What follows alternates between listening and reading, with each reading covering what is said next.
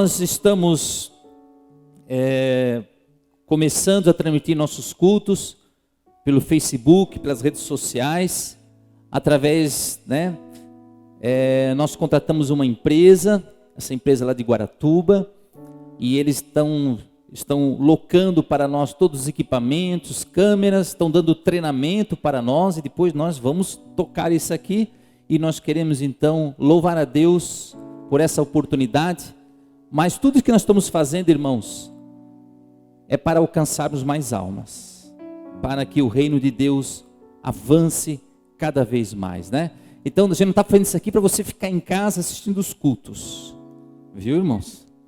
Não é para só o pastor estar pregando e vocês ficar tudo em casa, não, é para vocês virem, Isso aqui é a exceção, quando vocês não puderem estar no culto, vocês vão assistir pelo Facebook.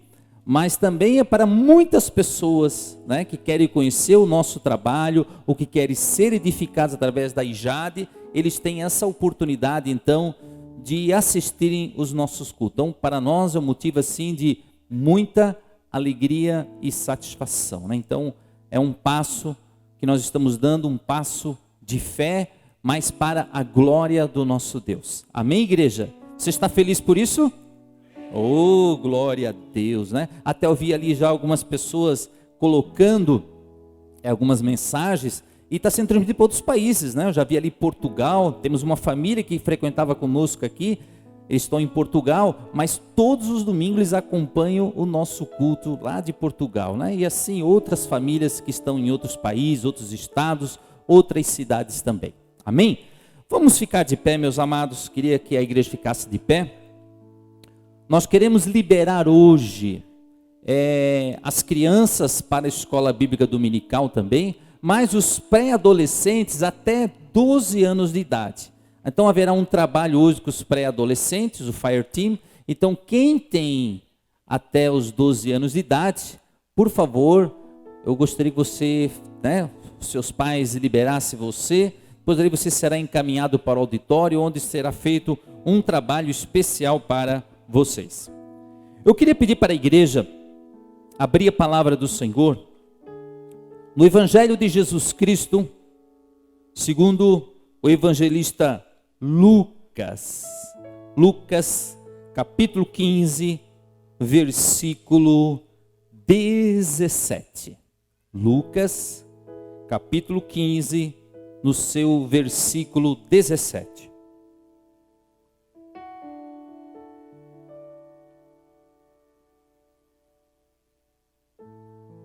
Diz assim a mensagem do Senhor: e caindo em si, disse: quantos trabalhadores de meu pai têm abundância de pão, e eu aqui pereço de fome. Levantar-me-ei e irei ter com meu pai, e dir-lhe-ei: Pai, pequei contra o céu e perante ti. Já não sou digno de ser chamado teu filho. Faze-me como um dos teus trabalhadores. A nossa mensagem de hoje é um texto muito conhecido, talvez o texto mais conhecido de toda a Bíblia, a qual Jesus, ele fala, que é a parábola do filho pródigo. A última vez que eu preguei a palavra do filho pródigo foi em julho de 2017. Eu fui lá ver lá os meus arquivos e o Senhor tinha trabalhado comigo no meu coração para trazer essa mensagem. Aí fui buscar lá os esboços das mensagens antigas e lá estava então o filho pródigo. E Deus ministrou tantas coisas, irmãos, para eu trazer essa mensagem. E eu queria que você preparasse o seu coração, porque é profundo o que nós vamos pregar nesta noite. Então prepare o seu coração. Eu gostaria assim que você fechasse seus olhos, baixasse a sua fronte e fizesse esta oração comigo, todos nós juntos. Senhor, nosso Deus e nosso Pai, estamos aqui em Tua presença nesta noite, para Te adorar, para receber de Ti o que Tu tens para cada um de nós. Senhor, é o momento da mensagem, e eu Te peço que eu seja o Teu instrumento, Senhor, que eu seja a Tua boca. Abençoa todas as pessoas que estão aqui nesta noite, as pessoas que estão nos acompanhando pelas redes sociais, que o Senhor venha abençoá-las, que todos nós possamos ser edificados através desta mensagem. Em nome de Jesus, amém. Você pode se assentar, filho e filha de Deus.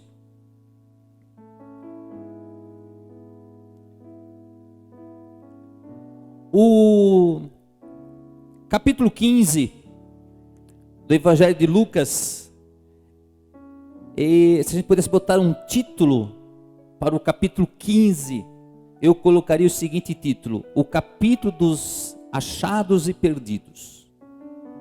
Verdade. Se nós olharmos esse capítulo, o Senhor Jesus, ele fala de um pastor que ele tinha 100 ovelhas, e uma ovelha se perdeu. Ele deixou as 99 e foi atrás dessa ovelha perdida. Ele a encontrou e trouxe aos seus ombros, de volta ao seu rebanho. Depois nós temos uma mulher que tinha 10 dracmas, 10 moedas, e ela havia perdido moeda. E ela foi atrás, mas ela achou essas moedas. E ela se alegrou muito com a moeda que ela tinha achado. Ela achou a dracma perdida. E depois nós temos a parábola do filho pródigo, aonde o pai tinha 2 filhos, e um filho havia deixado a sua casa. É interessante que o Senhor Jesus ali, ele fala de perdas. E muitas vezes a gente, principalmente como pastor, eu já me questionei, quando é que nós temos que ir atrás de alguém que sai da igreja? Você já se questionou? E olhando essas 3 parábolas, eu entendo assim: das 100 ovelhas, uma se perdeu e o pastor foi atrás. São aquelas ovelhas recém-convertidas, aquelas ovelhas que chegaram agora ao rebanho. Elas estão conhecendo a mensagem, estão conhecendo a palavra, e de repente não vem mais na igreja. Onde é que está essa pessoa? O que nós temos que fazer? Nós temos que ir atrás dela e ver o que está acontecendo. Por que não está mais na igreja? Então é a ovelha perdida, porque a ovelha perdida, ela não sabe o seu caminho de volta. Ela precisa de ajuda para regressar, e nós temos que ir atrás dela e trazê-la. A dracma perdida, eu entendo assim, é a pessoa que está na igreja, ela está aqui no nosso meio, mas ela está perdida aqui. Perdida em que sentido? Perdida no sentido que vem um culto ou não vem, não participa mais dos grupos pequenos, não participa mais das coisas da igreja, mas ela está aqui. E diz ali que a mulher achou a dracma perdida quando ela abriu as janelas, entrou luz, ela foi fazer a limpeza. Então ela procurou com diligência. Significa que aquela mulher foi negligente ao perder a dracma.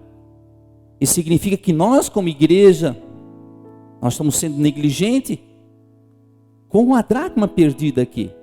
Nós temos que ir resgatá-la, temos que buscá-la. Ela está aqui no meio da igreja, mas está triste. Alguma coisa aconteceu dentro dela, está fechando o seu coração. E aí nós temos que resgatá-la. Do filho pródigo, você pode ver que o pai não vai atrás do filho. Ele não vai atrás do filho. Porque o filho já é maduro. O filho já conhece a casa. O filho conhece o caminho de volta. E o que o pai faz? Ele libera o filho. Mas se você olhar as três parábolas, a festa, quando a ovelha retorna, quando a dracma é encontrada e quando o filho retorna à casa. Então, nas três coisas, a festa quando se retorna. Então, seja a ovelha que está perdida e retorna para a igreja, seja a ovelha, que é a dracma, que está aqui perdida, e temos que fazer festa também. E o filho pródigo, quando ele retorna para a casa do pai. O filho pródigo, ele sabe o caminho de volta. E aqui, nós vamos hoje ficar em cima da passagem do filho pródigo. E nós vamos ver que existem três personagens na parábola do filho pródigo. Nós temos o pai, nós temos o filho que sai e o filho que fica. Quando se trata de família, irmãos, esse é um tema espinhoso. Quer ver um tema espinhoso? É quando você fala de família. Eu quero dizer para vocês que não existe família perfeita, irmãos. Família da propaganda, da margarina, é só na televisão. Não existe família perfeita. Mas se não existe família perfeita, mas que família que tem que acontecer aos olhos de Deus? A família tem que acontecer o perdão, tem que acontecer a restauração, a reconciliação. No meio de uma família, a gente tem que se suportar. Então, no seio familiar, muitas coisas acontecem, não existe a perfeição. Mas existe a reconciliação. Existe o perdão. Então, existem dramas familiares. Até porque muitas vezes as coisas não acontecem como nós planejamos. E muitas vezes os filhos amam mais as coisas do pai do que o pai.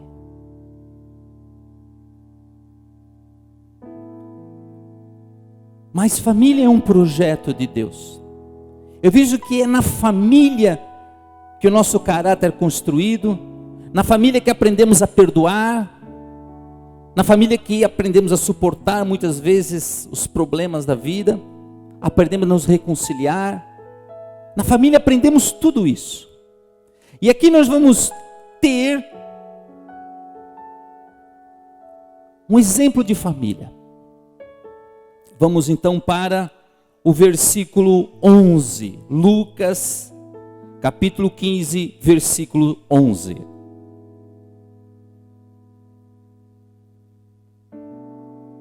Diz assim: um certo homem tinha 2 filhos. E o mais moço deles disse ao pai: Pai, dá-me a parte da fazenda que me pertence. E ele repartiu por eles a fazenda. Como pai, eu quero dizer uma coisa assim para você, uma coisa que eu entendi, o sentimento de pai depois que eu fui pai. Enquanto que a gente não é pai nem mãe, a gente não entende as coisas. Quando você é filho, somente filho, você analisa as coisas da ótica de filho. Mas você só passa a compreender as atitudes do teu pai quando você é pai. Quando você é mãe. Aí você retorna lá. Digo, a minha mãe, aquela vez que ela agiu assim e estava certa. O meu pai, quando agiu assim, naquela época eu não tinha entendido, mas ele estava certo. Por que quando nós depois casamos, os anos vão passando, a gente começa a olhar os nossos pais de outra maneira? E é claro que os nossos pais foram educados de uma forma, nós já fomos educados de outra, e os nossos filhos nós educamos de outra forma. Mas o desafio desse pai era que o filho queria ir embora. O que você faria num caso desse pai? Você iria dizer para o pai, você ia dizer para o filho, filho, fica em casa, não vai. Ou você iria liberar o seu filho? Mas olha o que o filho pediu. Pai, da parte da minha herança. O que o filho estava dizendo? O pai, na realidade eu queria que tu morresse.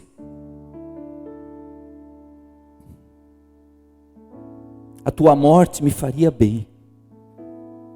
Mas como eu estou vendo que tu é duro para morrer, e vai demorar muitos anos, então me dê a minha parte. Então você imagina a dor desse pai, o transtorno financeiro, administrativo, porque ele teve que vender parte da sua fazenda e dar a parte para o seu filho. Aí a pergunta, não filho, não vá, fique, aqui é bom, aqui, olha tudo que o pai deu para ti, tudo isso aqui é teu filho, fique. Não. A cabeça do filho já estava pronta para sair. Ele já não estava mais com o seu coração ali. Ele já não olhava tudo que o pai fez, tudo que ele tinha. Ele só pensava na sua parte, de aproveitar a vida, de sair de casa. Eu quero assim, deixar uma coisa bem clara, que é importante e saudável os filhos querer sair de casa. Isso é saudável. Mas só que tem a hora certa para sair. Não pode ser nem muito cedo e nem muito tarde. Não pode ser ali com seus 15 anos, 14, 13, de rebeldia eu saio da casa. Não. Mas também não pode estar ali com 35, 36, querer roupa lavada, que paga luz, paga água, paga tudo e querer ficar em casa também.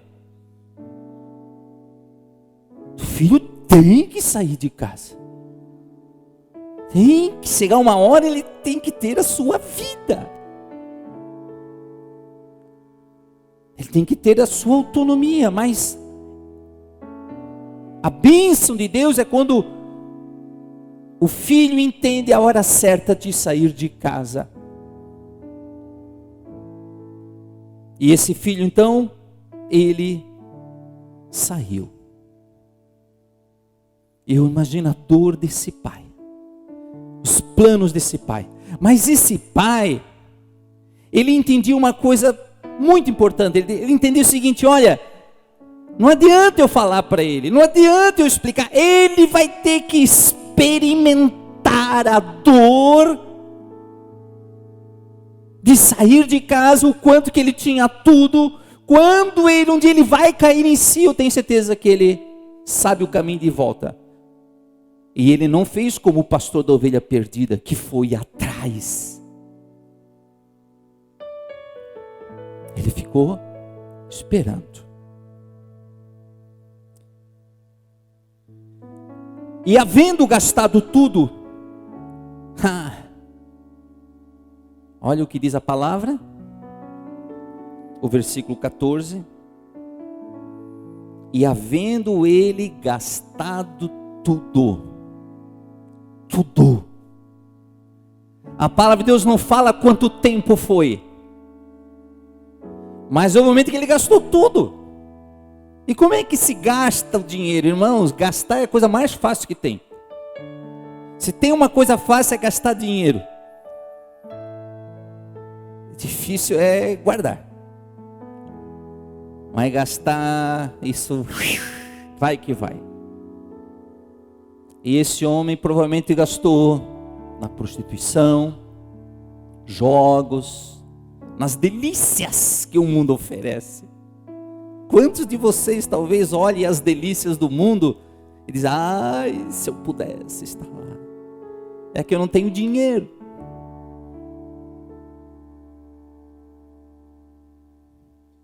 Mas esse homem tinha o dinheiro para todas as delícias que o mundo pode oferecer. Mas ele gastou tudo. E aí, quando se gasta tudo, é o seguinte, irmão: até ali, esse jovem tinha muitos amigos. Muitos amigos. Muitas mulheres. Mas acabou o dinheiro. Os amigos desapareceram. As mulheres desapareceram. E para entornar mais o caldo, houve naquela terra uma grande fome. E começou a padecer necessidades. Este homem foi para a terra longínquas. Não sabemos para onde é que ele foi, se foi para o Egito, se foi para Mesopotâmia. Mas ele foi em lugares em que era importante ter dinheiro e estar lá. Mas são lugares que enquanto você tem dinheiro, tudo está bem ali. Mas termina o dinheiro, como é que vai viver lá? Mas houve fome naquela terra e ele começou a padecer necessidades. E foi e chegou-se a um dos cidadãos daquela terra, o qual o mandou para os seus campos apacentar porcos. Vamos abrir um parênteses aqui. Talvez para a nossa cultura, cuidar de porcos não fosse tão degradante. Mas para um judeu que não comia carne de porco, ter que apacentar porcos, estava dizendo assim: cara, tu chegou no fundo do poço, mas ainda não tinha chego no fundo do poço. Cuidar dos porcos já era algo humilhante, degradante. Mas ele precisava de dinheiro, precisava comer. E desejava encher o seu estômago com as bolotas que os porcos comiam e ninguém lhe dava nada. Sabe o que ele queria comer? Lavagem de porco. É, irmã. Lavagem de porcos. Eu já tratei porcos e sei o que é uma lavagem. Ele olhou para aquelas lavagens ali, para aquela comida de porco, e deu água na boca. Mas também disse que ninguém lhe dava nada, porque se tinha fome na terra, cada um ia cuidar de si. Não ia cuidar de estrangeiro, de pessoas que não tinham nada a ver. Aí, irmãos, aí é que está o centro do filho pródigo, da mensagem do filho pródigo. Ele caiu em si. E quanto que nós não caímos naquilo que nós perdemos ou estamos perdendo, a gente não retorna. Ele, caindo em si, disse: quantos trabalhadores de meu pai têm abundância de pão e eu aqui pereço de fome. Aí ele se lembrou da casa.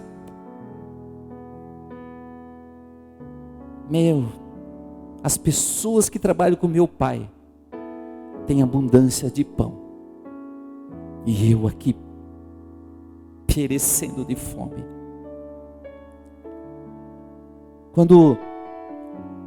Quantos eu eu vejo que essa geração de cristãos é uma geração de filhos pródigos.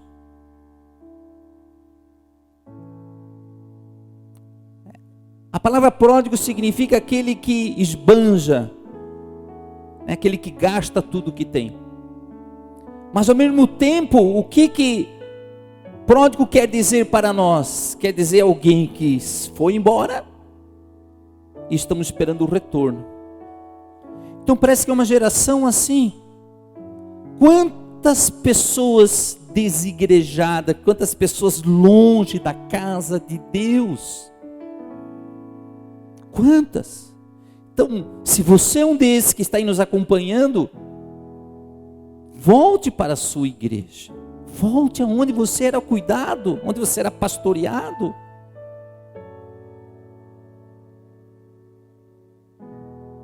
Aí o que ele fez? Ele começou, irmãos, nós chamamos isso de memórias positivas. Quando eu ficava muito tempo longe da casa dos meus pais, quando eu estava na academia de polícia militar, depois trabalhei ainda um tempo em Florianópolis, solteiro, aí vinha aquelas memórias de casa. Eu fechava os olhos, parecia que eu sentia aquele cheiro daquele pão saindo do forno. Aquilo assim que eu sentia o cheiro. O esforço da minha mãe de domingo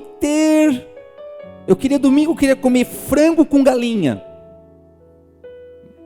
Frango com maionese. Frango com galinha é complicado, né, irmãos? Mas pode ter frango, galinha, maionese. Esse aí não dá para cortar, né? Então tá, depois na edição a gente corta. Irmãos, a gente só comia maionese no domingo. E eu via o esforço da minha mãe de fazer aquela maionese, fazer aquela galinha assada, aquele frango assado. Eram memórias positivas. Quando o filho sai de casa e tem memórias positivas, há uma grande chance desse filho retornar. Mas quando as memórias são negativas, as memórias que ele tem do lar, não são memórias boas. Muitos saem de casa pelas memórias negativas.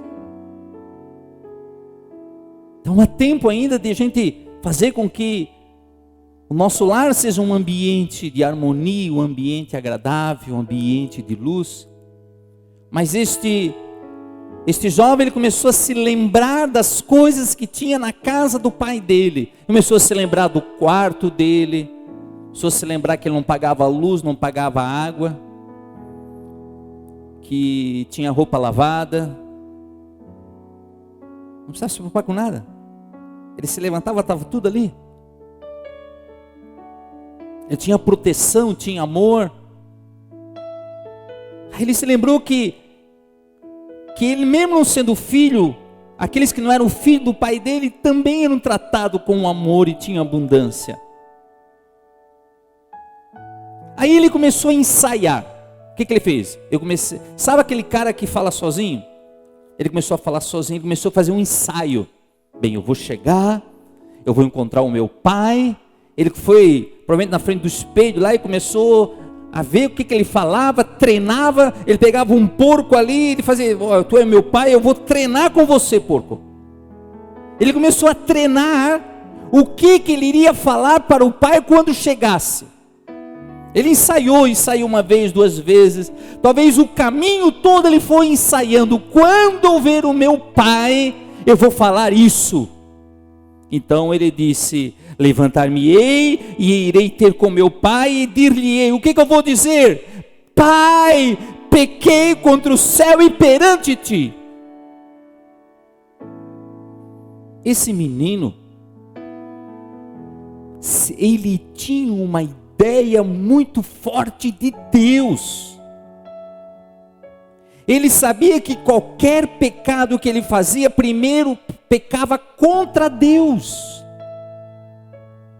Qualquer pecado que cometemos, primeiro nós ofendemos a Deus e depois o próximo. Nós não ofendemos o próximo, pois não, primeiro a Deus. Então ele diz, ó, pequei contra o céu e perante ti. Qual foi o pecado que ele cometeu? Um mandamento: honra teu pai e tua mãe, para que se prolongue os teus dias na terra. O tempo dele já estava se acabando, ele ia morrer. Então, Senhor, eu quero pedir perdão do mandamento que eu quebrei. E ele começou a ensaiar o retorno. O que mais ele ensaiou? Ele ia dizer, pai, já não sou digno de ser chamado teu filho, faz-me como um dos teus trabalhadores. Ele começou a ensaiar. Pai, é o seguinte, olha, nem precisa me tratar como filho. Se já me tratar como trabalhador, eu já estou feliz. No versículo 20, e levantando-se, foi para o seu pai. Ele foi. E quando ainda estava longe, viu o seu pai, e se moveu de íntima compaixão, e correndo, lançou-se ao pescoço e o beijou. Tem duas cenas na Bíblia, que quando eu vejo esse filme, ou quando eu me lembro, são duas cenas que nos choquem, nos faz chorar. Uma das cenas é quando José, que foi vendido pelos irmãos, diz para os seus irmãos que ele era o José, o rei do Egito, né? O primeiro ministro do Egito, governador do Egito. E ele se reconcilia com seus irmãos, os irmãos o abraçam, eles se beijam, se perdoam. E aqui quando o pai, movido de íntima compaixão, eu acho interessante que diz ali, quando ainda estava longe, viu o seu pai. Irmãos, quantos dias, talvez quantos meses, aquele pai ia lá na varanda da casa, ou ia em algum lugar da casa lá, ele ficava olhando ao longe. Será que é hoje que meu filho vem? Será que é hoje? Ele se levantava, olhava, não, meu filho não veio hoje. Mais um dia, mais uma semana, meses. E chegou um dia, de longe ele viu o seu filho. A primeira coisa, ele se moveu de íntima compaixão. Quem é que correu? Foi o pai. Não foi o filho que correu. O pai correu para ver o filho. Ele lançou-lhe ao pescoço e o beijou.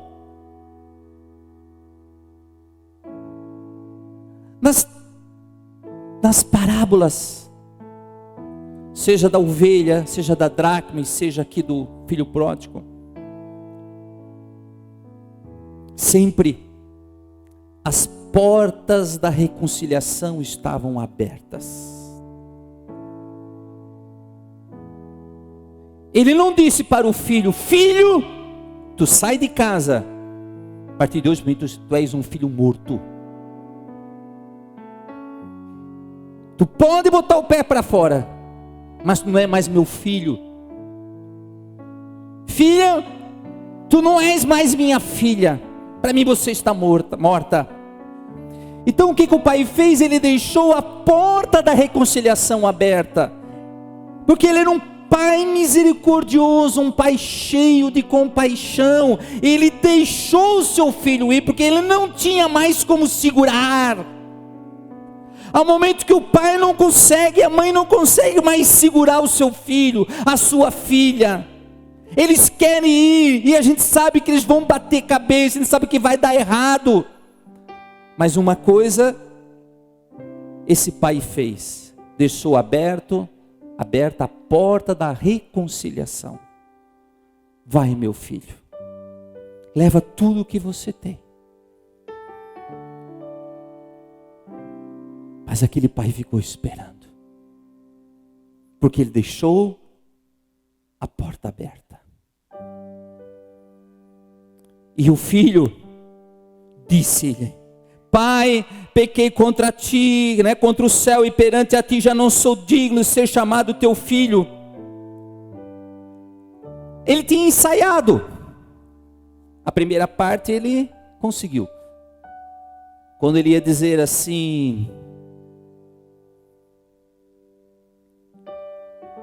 faze-me como um dos teus trabalhadores, já não sou digno de ser chamado teu filho. Quando ele ia dizer isso, o que o pai faz?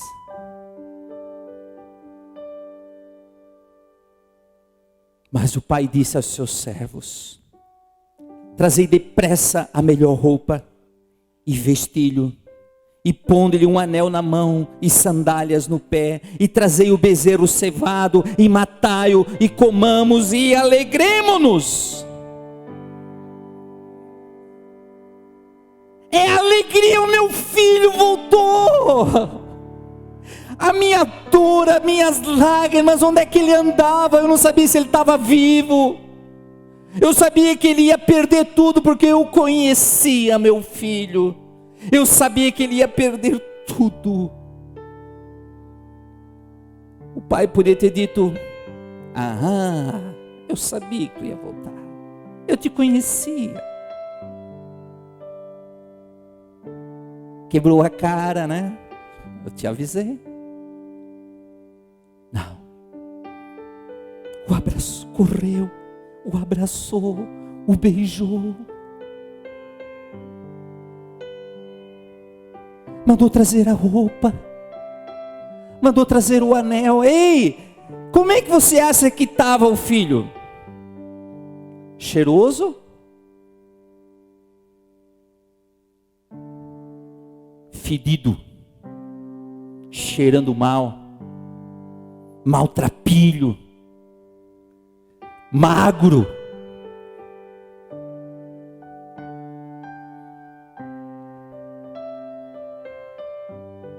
A roupa, provavelmente ele deixou para a serva dele lá, para a empregada: olha, essa roupa aqui é para quando meu filho voltar.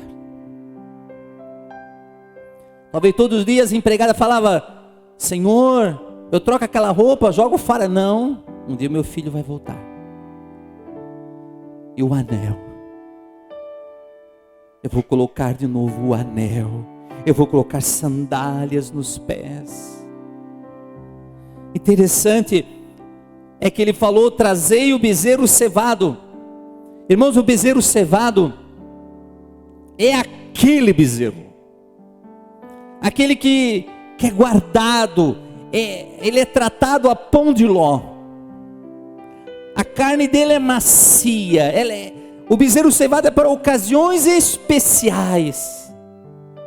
Mas ele guardou aquele bezerro sabendo que um dia o seu filho voltaria. Um dia ele tomou uma posição: eu vou deixar a roupa pronta, vou deixar as sandálias, esse anel aqui de autoridade, que ele é da minha família, o brasão da minha família, e vou começar a tratar um bezerro,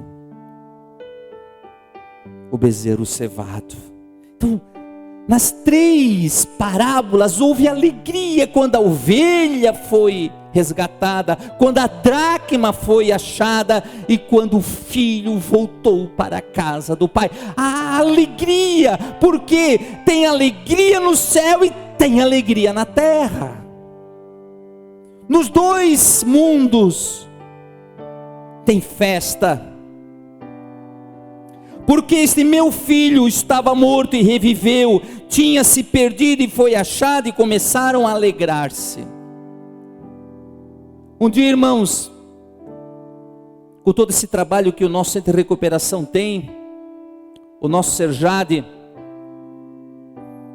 um dia, em oração, Deus disse ao meu coração: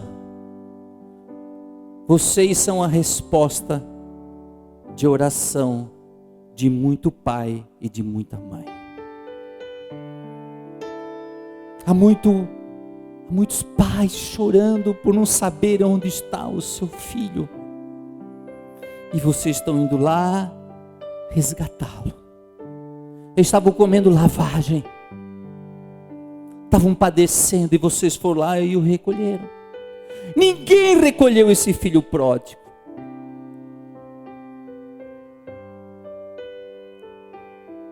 Muitos filhos não conseguem voltar e aí nós como igreja podemos lá resgatá-lo. Já tivemos casos de acolhidos lá no Serjade, de anos e anos sem ver o pai, sem ver a mãe. E quando foram informados que o filho estava ali, a mãe entrar em choque. Já tivemos casos de levar o seu filho depois de anos, a mãe desmaiar quando vê o filho começar a chorar, a agradecer, a louvar a Deus.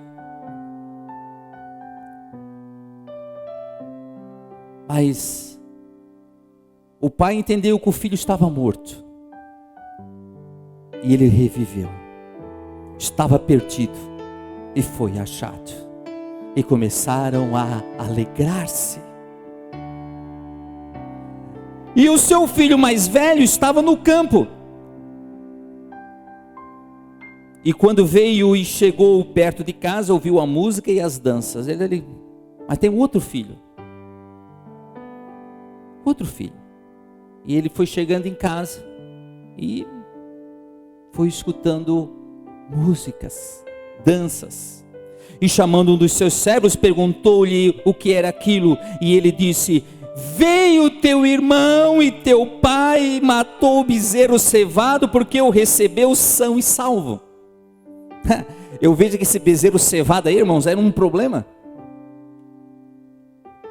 Era um problema. Porque aquele filho olhava para o bezerro. Será que esse bezerro para o meu aniversário? Será que esse bezerro, o pai fazer uma festa para mim, para os meus amigos? Mas o servo fez questão de dizer: aquele bezerro lá, aquele teu pai matou e o recebeu são e salvo. Mas ele se indignou, ele se irou e não queria entrar. E saindo o pai estava com ele, ele não entrou. Ele não entrou lá dentro da festa, da casa, ele só soube, ele ficou fora. Irmãos, eu vou dizer uma coisa para vocês, igreja, não me respondam, só se questionem. A palavra de Deus diz que nós devemos chorar com os que choram e alegrar-se com os que se alegram. O que é mais fácil? Chorar com os que choram ou se alegrar com os que se alegram? Ah, irmão, eu perdi o emprego. Vem cá, irmão. Imagina, fica comigo, eu vou te ajudar nisso. Aí teu amigo lá do trabalho: cara, eu fui promovido. É, tu foi. Tu foi? Eu comprei um carro, não vem cá ver meu carro que eu comprei zerinho. Cara, comprasse um carro novo, Pois agora. Às vezes, irmãos, eu vejo que é mais difícil a gente se alegrar com a vitória dos outros, a conquista dos outros. Parece que é mais fácil a gente chorar a dor do outro, se lamentar com a dor do outro. E o que a gente deve? Chorar com a dor dos outros e devemos nos alegrar com a vitória e conquista dos outros. Esse filho não se alegrou. Aí eu falo sobre família. Não existe família perfeita. Existe família que se perdoa, que se reconcilia. Família que tem seus dramas pessoais. Ele não quis entrar.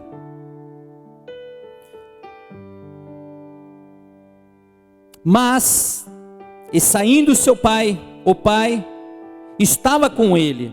Mas respondendo ele disse ao pai: eis que te sirvo há tantos anos sem nunca transgredir teu mandamento. E nunca me deste um cabrito para alegrar-me com os meus amigos. Tudo bem, Não é lá o bezerro cevado, mas nem cabrito tu me deu. Nem isso tu me deu.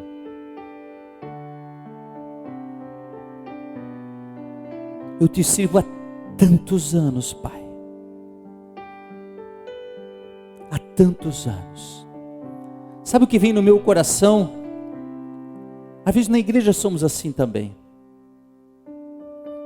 Às vezes chega um novo na igreja, se converte, já começa a fazer isso, liderar GP, já começa a estar no som, fazendo não sei o quê. E aí você está anos ali na igreja e você diz, meu, cara chegou agora.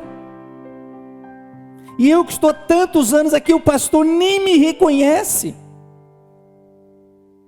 Nunca me chamou lá na frente para me agradecer a nada. Então nós temos que cuidar com esses sentimentos em que nós estamos dentro da igreja, começamos a olhar o outro irmão com inveja do outro irmão.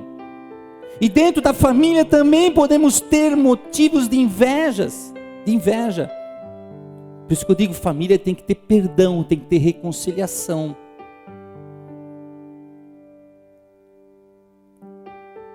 Vindo, porém, este teu filho, que desperdiçou tua fazenda com as meretrizes, mataste-lhe o bezerro cevado. Agora aquilo saiu da garganta, né? Estava ali entalado esse bezerro.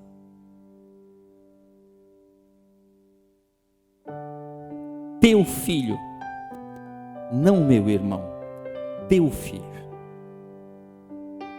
Quando o irmão já não vê mais que ele é irmão, que são de sangue, ou se não são sangue, mas são adotados, estão juntos ali.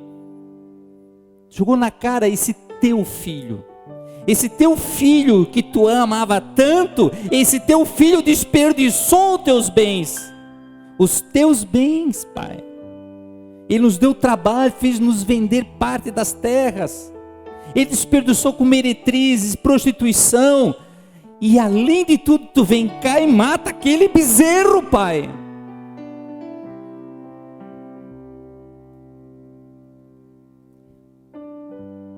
E ele lhe disse, filho. Sabe aquele momento em que o pai não chama pelo nome e diz, filho, filha. Quando o pastor chama a ovelhinha e chama, filho, filha, tu sempre estás comigo. Todas minhas coisas são tuas. Aquele bezerro era teu também. Tem mais bezerros, tem boi, tem um monte, tudo isso aqui é teu. Tu sempre estivesse comigo para se regozijar, poder fazer festa, isso aqui é teu. Eu vou morrer, isso aqui é de vocês. Filho. Mas era justo alegrarmos e regozijarmos, porque este teu irmão, ele é teu irmão. Este irmão estava morto e reviveu, tinha se perdido e achou-se. A nossa alegria, irmãos, que na casa do Pai, quando se vem um irmão de volta, porque ele sabe o caminho e ele retorna. E nós não vamos dizer, irmão, por que tu saísse da igreja? Tu não deve, não, recebe, as portas da reconciliação têm que estar abertas. A porta da reconciliação do filho que sai de casa, da filha, tem que estar aberta. Não podemos fechá-la nunca. Nós temos aqui a imagem de um Pai misericordioso, cheio de graça. O que é a graça? É você dar aquilo que a pessoa não merecia. O que aquele jovem merecia? Não merecia nada disso. Mas teve um Pai amoroso, um Pai gracioso. Há muitos que saem da igreja e não são dignos, não se acham dignos de voltar para a igreja. Eu quero dizer que nós temos um Pai, um Deus misericordioso, que sempre deixa a porta da reconciliação aberta. Sempre. Nós temos um Deus que está chamando de volta o seu povo. E nós temos que recebê-los de volta. Mas se você, no teu caso, da tua família, tem algum irmão, alguma irmã que saiu revoltado, saiu do seio da família, não seja você que venha impedir a reconciliação. Eu tenho certeza, irmão, que se esse pai só iria atrás do filho de uma maneira, eu pensando aqui, né? Que o pai não foi atrás do filho. Por que ele não foi? Porque ele deixou as portas abertas da reconciliação. Ele entendeu que era mais fácil deixar ir. Eu tenho certeza que esse pai iria atrás. Se o pai tivesse dito para o filho: filho, a partir de hoje tu não é mais meu filho. As portas estão fechadas para você. Então vai, te ferre. Seja o que acontecer com você, eu não quero mais saber de você. Aí eu tenho certeza que esse pai iria atrás do filho arrependido.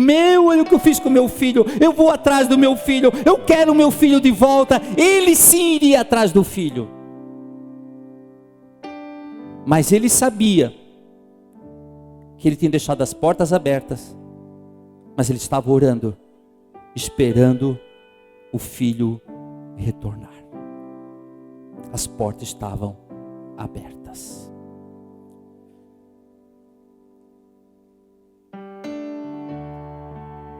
Eu sempre que eu trato desse tema, o filho pródigo, sempre que eu vou para esse texto, eu quero dizer assim que eu sou grandemente ministrado por Deus. Porque eu vejo a graça de Deus. Eu vejo o amor de Deus. Filhos, sempre olhe a Deus Pai, como esse Pai que está aqui. Jesus está dizendo que essa é a figura de Deus. Tanto quando nós oramos, Jesus nos ensinou: Pai nosso que estás nos céus. Sempre tem a imagem de Deus como um Pai generoso, um Pai gracioso.